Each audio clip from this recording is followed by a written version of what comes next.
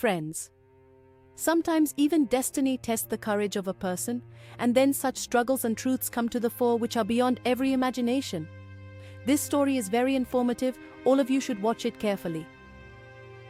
Friends, it is a very old story. A poor farmer named Hariya used to live in a small village named Nandanpur.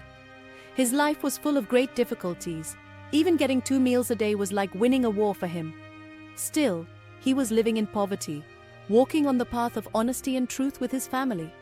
Friends, after a few years, a son was born in Hariya's house. Hearing the child's laughter, Hariya and his wife were overjoyed. After years, life had spread smiles in their courtyard. That day was no less than a festival for them. As soon as the neighborhood came to know about this good news, relatives and villagers started coming to his house to congratulate him. Hariya's house was immersed in the biggest celebration ever. At the same time, a Siddha and the radiant Mahatma came to the village begging for alms. He stopped at Hariya's door and called out for alms. Today was the happiest day of Hariya's life. He respectfully invited Sadhu Maharaj on seeing him at the door. "O Mahatma, today you have come to my house on a very auspicious occasion. Please come inside the house, have some refreshments and bless my newborn son. This child has come to our house after years of waiting." Hearing Hariya's humble and emotional request, Mahatma Ji could not refuse and came inside the house. There Hariya and his wife fed him with full devotion. After the meal, Hariya took his son in his lap and presented him at the feet of Sadhu Maharaj and said, "Gurudev, please bless this child in such a way that no sorrow or calamity comes in his life." As soon as Sadhu Maharaj raised his hand to bless the child, his eyes fell on the lines on the child's hand. He remained silent for a few moments and kept thinking deeply about something. Seeing this, Hariya got nervous and said, "Prabhu, what is the matter? Why are you so lost in thoughts? Is everything fine?" The sage smiled and said, "There is nothing to worry about, son. This child is very fortunate. The lines on his palm indicate that he is destined to become a king. When this child turns 16, he will become the king of this city." Hariya could not believe his ears. He said in shock, "Maharaj, how is this possible? How can the son of a poor farmer become a king?" Mahatma Ji replied in a serious tone, "Son, God's play is infinite. He does what no one has even thought of. This child has done some great good deeds in his previous life, as a result of which he will get the kingdom in this life. When he turns 16, he will marry the only daughter of the current king. After that marriage, the throne and all the luxuries of the king will be his. This is not a fantasy, son. The palm lines of this child are revealing his destiny by themselves." Hearing the words of Mahatma Ji, Hariya and his wife became emotional. They felt that not an ordinary child, but a future emperor was born in their house. Slowly this news spread in the entire village. People from far and wide started coming to see the child. Nandanpur village now started looking like a pilgrimage site. On the other hand, the king of the city, whose daughter was predicted to marry the boy, went to the forest one day for hunting. In the deep forest, his eyes fell on a beautiful deer, and he immediately started chasing the deer by running his horse. The deer kept running cleverly, and the king went very far in trying to catch it. The soldiers accompanying him were left behind. A lot of time passed, and the king became tired and exhausted. His throat started drying up due to thirst. He looked around but did not see any source of water anywhere. When the thirst became unbearable, he moved forward in one direction, and after going some distance, he saw a village. Friends, this was the same village, Nandanpur, where that miraculous child was born in the house of farmer Hariya. When the king reached closer to that village, he saw a hut outside the village. Outside that hut, a Sadhu Maharaj was sitting in a meditative state. The king reached him, folded his hands and bowed to him and said politely, "O Maharaj, I am very thirsty. If I can get some water, it will be a great favor from you." The Sadhu opened his eyes and said, "Rajan, please wait for a while. I will bring water for you right now." Saying this, Mahatma Ji went inside the hut. After a while, he came out. He had a pot full of water in his hand. He gave that pot to the king. The king drank water from the pot and quenched his thirst. As soon as the king was about to leave, his eyes fell on those people who were going in a group in some direction. The king was surprised. The king asked the Sadhu, "Guruvar, where are these so many people going together?" The saint smiled and said, "O king, all of them are going to the house of that farmer, where a son was born some time ago. The king then asked, Mahatma Ji, what is so special about that child that people are flocking to see him? Mahatma Ji said, Rajan, there is a blue mark on the right hand of that boy. That mark is an indication that he will be the future king of this kingdom. The king got angry on hearing this. He said, Mahatma Ji, all these are lies. This can never happen. I am the king of this kingdom. Why would I make that poor farmer's son my successor? The sage became serious and said, Rajan, no man can make anyone a king nor a pauper. The pen of the Creator decides everything. And as far as that boy is concerned, let me make it clear to you that after 16 years from today, your only daughter will get married to that boy. And after marriage, he will become the king of the city. The king was shocked. He said, Which daughter? I have no children. How will your prophecy not prove false? The sage said calmly, Rajan, within 1 year from today, a girl will be born from the womb of your queen. That girl will be married to the son of that farmer, and after marriage, he will become the ruler of this kingdom. The king became silent after hearing the sage's words. On one hand, he was happy that he would get the happiness of a child, but on the other hand, he was sad that his daughter would be married to the son of a poor farmer. A dilemma arose in the king's mind. He started thinking, how can I marry my daughter to the son of a poor farmer? I will never let this happen. The king said angrily, Mahatma Ji, do you think that I will marry my daughter to the son of an ordinary farmer? Never. No matter what happens, I will not let my daughter's fate be linked to that boy. The Mahatma smiled and said, Raja, no one can erase what is written in fate. The pen of God is written on stone which no one can even rub off. The king said in a challenging tone, No matter what the Creator has written, I have so much power that I can erase that writing. The sage said in a calm voice, O king, let the time come, then see who prevails over whom. The king bowed down and returned to his palace filled with anger. On reaching the palace, he got immersed in deep thoughts. What should be done so that neither that boy survives, nor my daughter's fate gets linked with him? He spent the whole night thinking about this. Finally, he thought of a trick. The next day, the king disguised himself as a Brahmin and set out towards the farmer's village. On reaching the village, he asked the villagers, Brothers, where is the house of that farmer, where a boy was born a few days ago? The villagers showed him that house. The king reached outside that house and called out, Is anyone there? Oh, householder, please give some donation. We are hungry Brahmins. The farmer came out, greeted the king disguised as a Brahmin and said, Oh, Brahmin Dev, what service can I do for you? The king said, Give us some food or donation. And yes, I can also see fate. I have a feeling that a son has been born in your house, and there is a blue mark on his right hand. The farmer said politely, Yes, Baba, a son has been born in our house. The king, dressed as a Brahmin, said in a serious tone, We know everything. You just show us that son of yours. The farmer went inside and came out in a few moments with his newborn baby in his arms. There was a glow of a blue mark on the innocent face of the child. The king took a look at him, then taking a deep breath said, If this child stays with you, then his death is certain as soon as he turns 16. But if you donate him to someone else, then that person will nurture him and return him to you after 16 years. This child will live. Hearing this, tears came to the eyes of the farmer. He said in a choked voice, Baba, how can we give him to someone else? He is dearer to us than our lives. We cannot separate him from ourselves. The Brahmin consoled him and said, If you don't want to give him to anyone else, then give him to me. I will keep him with me, nurture him, and when he turns 16, I will return him to you. The king explained further, Brother, look, I am not asking for him forever. I am asking for him only till the time this boy turns 16, because this is the only way to save his life.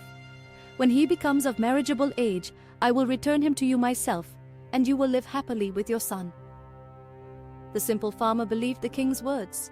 He did not know that the person standing in the guise of a Brahmin was none other than his king himself, and there was a sinister intention hidden behind his words. The farmer went home and told his wife, Lucky, a very kind Brahmin has come to our door. He told us that if this child stays with us, he will die at the age of 16. He wants to raise our child so that his life can be saved. The farmer's wife was moved to hear this. At first she outright refuses, No, I will not give my child to anyone. But when the farmer explains to her that the Brahmin wants to keep the child with him not forever, but only for a few years, then the wife's mind also slowly changes. Both husband and wife came out with their beloved son with heavy heart and presented themselves before the Brahmin and said, "O Brahmin, we will give you our child, but there is a condition." The king asked, "What is the condition?" The farmer's wife said, "When my son turns 16, you will return him to us. This is our only condition." The king said, "I accept your condition completely. When this child turns 16 and becomes of marriageable age, then I will return him to you. Now do not delay, hand over your son to me. I will raise him with more care and affection than you." Hearing this, the farmer couple handed over their son to the Brahmin with tearful eyes. The king was happy. Today he felt that his plan has been successful. He moved forward with the child, and after some time reached the bank of a deserted river. Standing on the riverbank, the king thought, "Now I will kill this child by strangulating him. Then I will throw his dead body into the river. This is the easiest way." But as soon as he saw the face of that innocent child, his soul trembled. He started breaking down from within. "What harm has he done to you? Why do you want to kill him? Just because he can become the heir to your kingdom in future? Have you become so ruthless? What is his fault?" A voice came from the soul of the king. "By killing this child, you will commit such a sin for which you will not even get a place in hell." The king's hands started trembling. He gave up the idea of killing the child, but the problem was still the same. What should I do so that the child does not live and the sin of murder does not fall on me? After a lot of thinking, the king made a plan. He got a wooden box, prepared a box in which air can pass, and which does not sink in water. He made the child sleep in that box, and floated it in the flowing stream of the river. The king was now at peace. The current of the river will take it far away. There will be a storm, a whirlwind, and this box will overturn. The child will drown and die. And when he is no more, how will my daughter marry him? The king was very happy with this thought and returned to his palace happily. Friends, the king, who had taken the farmer's child with him in disguise, reached the riverbank and put that innocent child in a box and floated it in the river. What happened here was that the box kept floating and reached the bank of another city. A rich merchant of that city used to come to the river every morning to take a bath. That day when the merchant reached to take a bath, his eyes fell on a box floating in the river. The merchant immediately moved towards the box and pulled it to the shore. When he opened the box, his eyes widened with surprise. Inside was lying a newborn baby, calm and beautiful, who was sucking his toe. Seeing this scene, the merchant's eyes filled with tears. He said, "Oh, Mother Ganga, you are so kind. You have heard my cry of many years. You have filled my bag with the happiness of a child." The merchant took the child in his lap, hugged him, and bowed to Mother Ganga with folded hands. Then he took the child to his home. When his wife asked, "Whose child is this?" the merchant narrated the entire incident and said emotionally, "Mother Ganga herself has given us this son." The merchant's wife bowed her head with reverence and said, "From today he is our son." She took the child in her lap, kissed him, and lovingly embraced him. Time passed. The merchant and his wife raised the child with great love and care. They gave him education, values, and made him capable of standing on his own feet. Full 16 years passed. That newborn had now become a bright, well-educated and valiant young man. One day he was playing with his friends. At that time, the king of the neighboring kingdom was passing through that city. Then a small child, while playing, came right in the middle of the royal convoy. No one could understand anything. The child's life was in danger. But then that bright young man, the Seth's son, ran. He quickly pulled the child from in front of the convoy and saved his life. The king, who had once taken this child from the farmer in disguise and had thrown him into the river, was also in the same convoy. As soon as the king's eyes fell on the young man's hand, his eyes were dazzled. There was the same blue mark on the hand, the same one that was on the hand of the newborn when he had thrown him into the river. The king's heart trembled. He said, "Is this the same child? But how is he alive?" He immediately stopped the convoy and ordered his soldiers, "Bring that young man to us, the one who saved the child's life." The soldiers ran and brought the Seth's son in front of the king. The young man bowed his head politely and said, "Pranam Rajan, "What is your order?" The king said, "Son, we are happy to see your courage, but I want to ask you one thing. Who are you? Where do you live? And how did you get this blue mark on your hand?" The young man replied easily, "O king, my name is not written in any book. I am the son of Seth Mano. I live in this city, and this mark, it is on my hand since childhood." The king said, "We want to meet your parents. Will you take us to your house?" The young man said, "King, it will be my good fortune. Come, I will take you."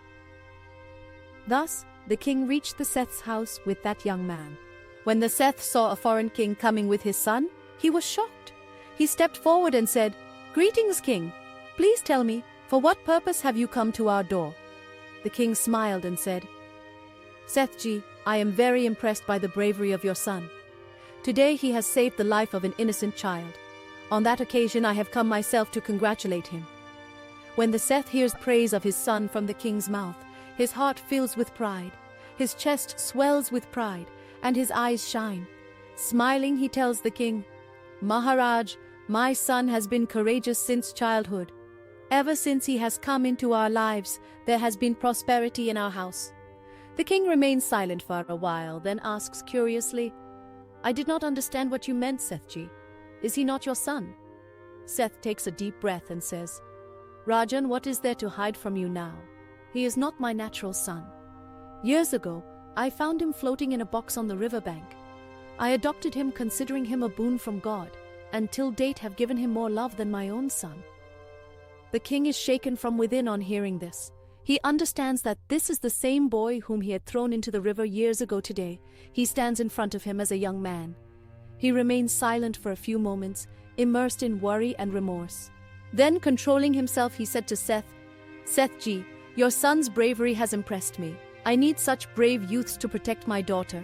If you allow me, I want to keep your son in the royal service." Seth happily replied, "Rajan, it will be a matter of good fortune for us that my son serves a mighty king like you. I gladly give my permission." The king smilingly wrote a letter, put it in a sealed envelope and sealed it with his special signature. Then, giving that letter to Seth's son, he said, "Son, I am going on a tour to some other kingdom now. You take this letter and reach my palace and hand it over to the queen. As soon as she sees the letter, she will appoint you in service." The young man respectfully bowed his head and said, "As you command, Rajan." The king moved ahead with his convoy, and on the other hand, Seth's son set out towards the king's city with that sealed letter. While walking, the young man reached a dense forest. The day was ending and gradually darkness descended. He lost his way and unknowingly started walking on a path that led straight to the bandits' hideout. After covering some distance, his eyes fell on a dilapidated hut. Tired and scared, he thought, "It is night now. It is a jungle path. Why not spend the night in this hut?" He slowly moved towards the hut. As soon as he opened the door and peeped inside, he was shocked to see the scene. Inside, a narrow staircase was going down, and those stairs led to a magnificent secret palace. He was speechless. Slowly he went down the stairs. There, an old woman with white hair was cooking something on the stove. As soon as the old woman saw the young man, she became alert and said, "Son, who are you? How did you come to this place? Don't you know this place is not normal?" The young man replied politely, "Mother, I have lost my way. I was carrying a message from the king to his city, but it became dark, and I lost my way in the forest. If you give me shelter for one night, I will leave from here as soon as it is morning. I promise." The old woman looked at him for a few moments, then said affectionately, "Son, you look good and calm.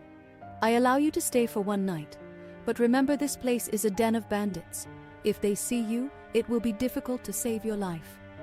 The young man said, "Mother, it is dark outside and surrounded by wild animals. If I had not stayed here, I would have lost my life. Now my safety is in your hands." The old woman felt pity for the young man. She hid him in a corner of the hut and put him to sleep. After some time, the bandit gang returned to the den. They saw the young man sleeping in the corner and became furious. They said to the old woman, "Amma, who is this? What is he doing in our den?" The old woman replied politely, "Son, he is an innocent young man. He is going to the king's kingdom for a job. He lost his way and came to me. There is no danger from him." One of the robbers said irritably, "Mother, you give shelter to anyone. If he is the king's spy, the whole base will be in danger. Come, search him." The second robber went to the young man and started searching him. Then he found an envelope while rummaging in the young man's pocket. It was the same sealed letter that the king had given to the young man. The robber slowly took out the envelope and opened it without saying anything. He had that letter with the seal of the state in his hands, and as soon as the robber read the letter, his face turned serious.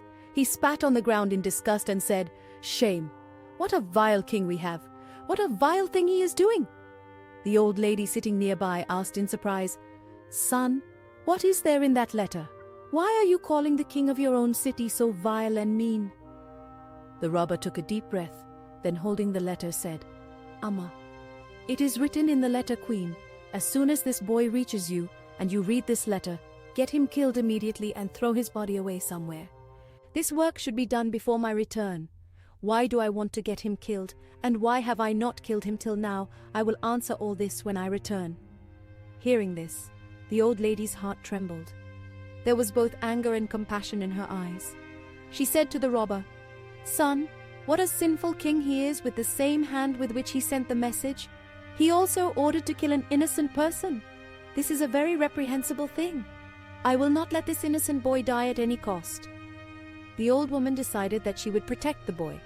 She looked at the bandits and said, "Do one thing, change this letter.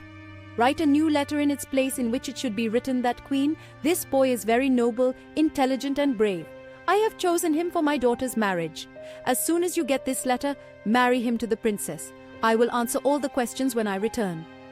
Write like this, and write in the style of the king, so that the queen does not have the slightest doubt."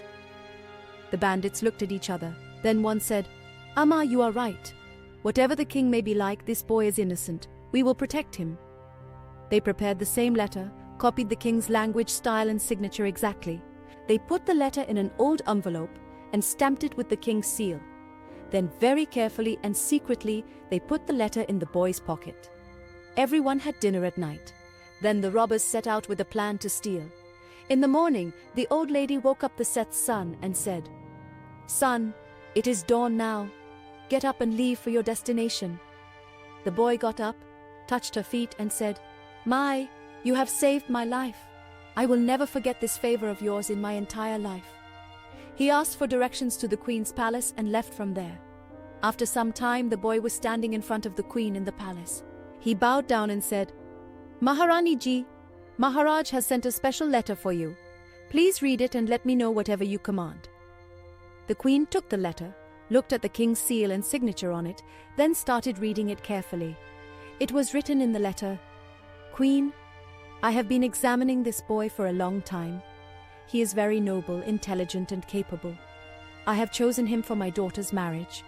Therefore, as soon as you get this letter, immediately get him married to the princess. I will tell you the rest when I return." The queen was surprised, but the seal and signature were real. There was no room for doubt. She immediately called a pandit and got the princess married to that boy at an auspicious time. Thus, that poor Seth's son, who was abandoned by someone, became the princess's husband and started living in the royal palace. After some time, the king returned from his other kingdom. He was happy deep inside, thinking, "By now that boy must have been killed. I have destroyed the prophecy. My daughter will not be able to get involved with that unlucky man now." But as soon as he reached the palace and saw his daughter sitting with that young man in the court, he was shocked. He was stunned. In anger, he called the queen and roared and asked, "I had ordered you to kill that boy. Then how did you get me married to him?" The queen said in a calm voice, "Maharaj, I did what you had written. Here is your letter." The king quickly took the letter, opened the envelope. The seal and signature were his. But as soon as he read the letter inside, the ground slipped from under his feet. Seeing this, the king became very angry and said to the soldiers, "Go and catch the boy with whom the princess is married." The soldiers immediately obeyed the king's order and caught the farmer's son and brought him in front of the king. The king, filled with anger, said to the boy, "How did you dare to marry my daughter? You have betrayed me greatly. In my kingdom, the punishment for deception is only death. Now you get ready to die. I cannot accept you as my son-in-law at any cost. You are the son of a poor farmer and will remain poor. I will also see how you become the king of this city." Hearing these words of the king, the boy said firmly, "Maharaj, what are you saying? What deception have I done to you? And which farmer are you talking about again and again? Well, you also know that I am not the son of a farmer, but the son of a rich man." The king said angrily, "You want to fool me by entangling me in your words, but now I will not listen to you. Today will prove to be the last day of your life." Saying this, the king started raising his sword. Seeing the sword in the king's hand, the princess immediately stood in front of him and said, "Father, the person you are swinging your sword at is my husband God. Before killing him, you will have to kill me." Meanwhile, all this was going on inside the palace when a soldier came to the palace and said to the king, "Maharaj, a very accomplished Mahatma has come and wants to meet you right now." The king said, "Okay, bring Mahatma Ji inside." On receiving the order, the soldier ran to Mahatma Ji and brought him in front of the king. The king stood up and greeted Mahatma Ji and asked the purpose of his visit. Mahatma Ji said, "It seems, Rajan, you did not recognize me." When the king asked, "Who are you and why do you want to meet me?" So Mahatma Ji replied with a very polite smile, "Rajan, I am the same Mahatma whom you met 16 years ago. And I told you that after 16 years from today, your daughter will get married to the son of this poor farmer. But you said that I am the king and I can do anything. But you see, Rajan, whatever is in fate happens." Hearing these words of the saint, the king folded his hands and said, "Gurudev, please forgive me. You were right that no one can erase anyone's fate, nor can bring any change in it. No one can change the law of destiny. Whatever is written in someone's fate, he gets it. I have lost to destiny." Mahatma Ji said, "Rajan, no one can stand in front of fate. So now you leave your useless worries. Accept the farmer's son as your son-in-law and hand over your kingdom to him and live a happy life. This is the account of destiny, and this is for your good." Thus the king handed over his entire kingdom to the farmer's son. The whole city started discussing the king as a very good-hearted person who married his daughter to a simple boy. Meanwhile, the farmer's son became the king of that city and started living happily. The king also gave up his ego and said, "Even after all I did, what destiny had decided happened." Friends, we get a very important lesson from this story that some situations are not in our control. They are already determined according to time, which we cannot change even if we want to. Dear friends, if this message has touched your heart, please like this video, share it with your friends and family, and do not forget to subscribe to our channel. Your every like and share gives us energy to bring more inspirational stories. While going, you also say, "Jai Shri Narayan."